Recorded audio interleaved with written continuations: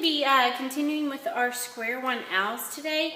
And you can see I've actually gone ahead and put some artist pen over parts of my square one owl, just for time's sake. This is your artist pen. Now your artist pen may or may not be this exact brand. We've got a couple different brands of pens that we use. They all work great.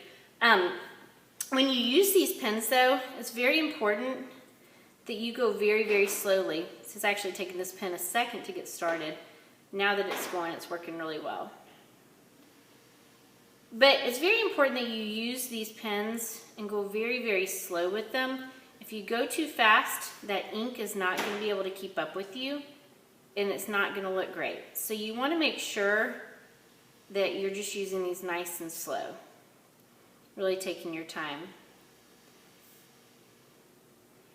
And you can see I'm starting to draw on some of my patterns with these.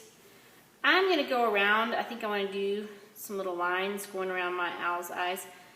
Again, I looked at my owl photo for the drawing portion, and I got it pretty accurate as far as how the owl looks. But now I'm just being creative, adding my own artistic touch to this. Now I could keep it very realistic if I wanted to, or I can play with it a little bit. Obviously, adding all these little crazy patterns in here is making it a little bit more playful. Of course, owls do have patterns and they have textures and all that fun stuff on them, but I'm making this a little bit more playful. Now, when you finish up going over all of your areas with artist pen, you can see a lot of pencil line still, and you can see where I kind of played with the shape of the eyes. It's a good idea to take the white eraser and just go through and erase out any extra pencil lines. You can see what a difference that's making already just by doing that. See how much cleaner the eyes look. Now, obviously, if you want to use Sharpie markers on any part, you certainly can. For example, I'm going to fill in that pupil with that Sharpie marker. It's a lot easier to fill that in with a Sharpie marker because any big areas you're coloring in with the black, Sharpie marker is easier. I'm actually going to leave 2 little blank spots in the eye right there. That's going to kind of be like that little reflection in the eyes. You don't have to do that. Just an idea if you would like to. I'm going to leave, if I am going to leave those little white spots, I'm going to kind of make them similar in both eyes. So I'm filling that in. Again, that is completely optional. But you can see that makes it look a little bit more realistic. Okay, continuing with my eraser. I'm erasing out any extra pencil lines that I don't want to see. As far as the coloring goes on these guys,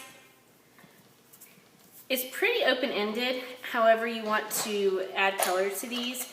You've got paints and you've got your crayons, you've got your color pencils. You can use any of these, you can use all of these, you can use just one of them. It's completely up to you.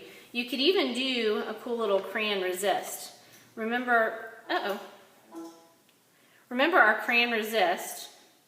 Luckily, we're on battery power. We just lost power in here. It's a little storm this afternoon. You're going over your... Sorry, I got distracted with the power going off. Now back on. If you want to do a Crayon Resist, you're pressing down hard with that crayon, getting the best color out of that crayon possible. I'm not pressing down so hard that I'm breaking the crayon, but I am getting great color out of this. If you don't press down hard with the Crayon Resist won't work. Because remember, the crayon and the paint don't like each other. So when the paint hits the crayon says, "Get off of me," and that's that. So I just want to give you a quick little reminder example of the Crayon Resist.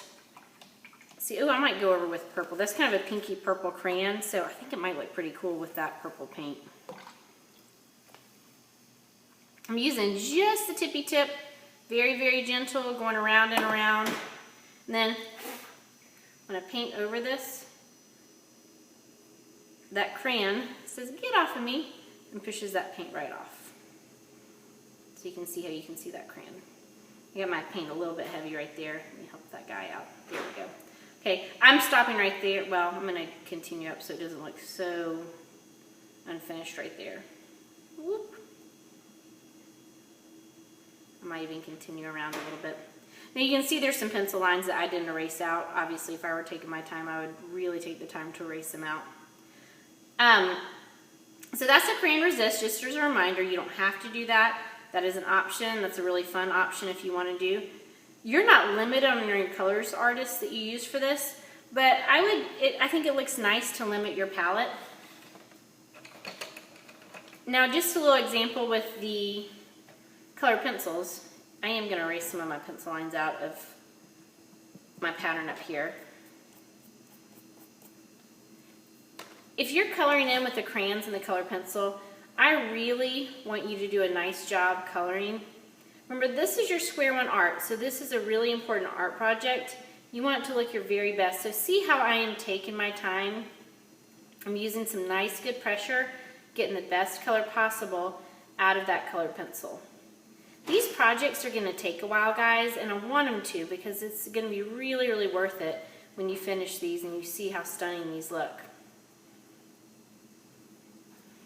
So there's my colored pencil, and that's when I'm taking my time, doing a good job.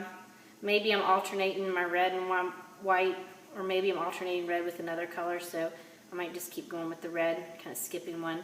But take the time and the effort to make this look really, really nice. One more thing.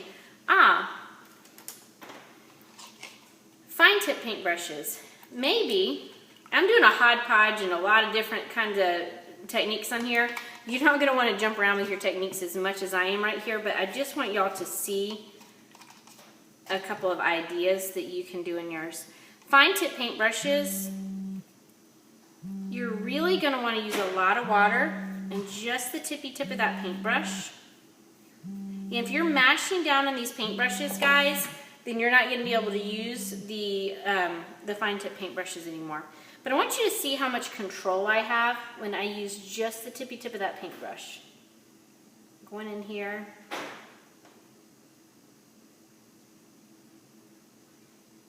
And using just the tippy tip of that paintbrush, I've got so much control in there. It's really, really nice. And I could even make my green go in between those reds. That might be kind of cool. Okay, I'm starting to rush, so I'm not being as careful and as neat as I normally like to be. So I want y'all to be able to do this. The final thing, for your backgrounds, your owl is the main attraction. You do not want to take away from your owl.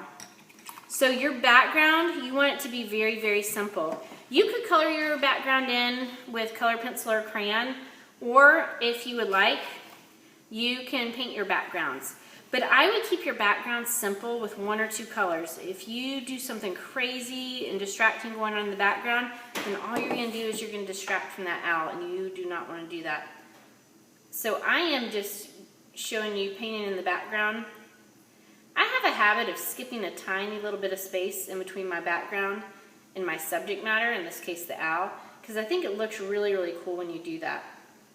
And notice I'm painting with just the tippy tip of my paintbrush. The reason that paint is gliding on there is because I'm using a lot of water and a lot of pigment or paint in there. Really taking my time, using just the tippy tip. And look at the amount of control I have when I'm using just the tippy tip. Obviously, with my black paint, my owl is going to look kind of like he is hanging out at night, and I like that. Once again, I'm skipping a little bit of space in between the background and the subject matter, and I think that looks really, really nice. I'm going to go ahead. I am talking and playing way too long. I want you to get going on this. Make this your best artwork. Think through it. I wouldn't do a ton of different techniques on there, but you've got the paint, the color pencils, and the crayons to use. So use them all. Use just one of them and make this your best art. I can't wait to see these. Thanks, guys. Bye.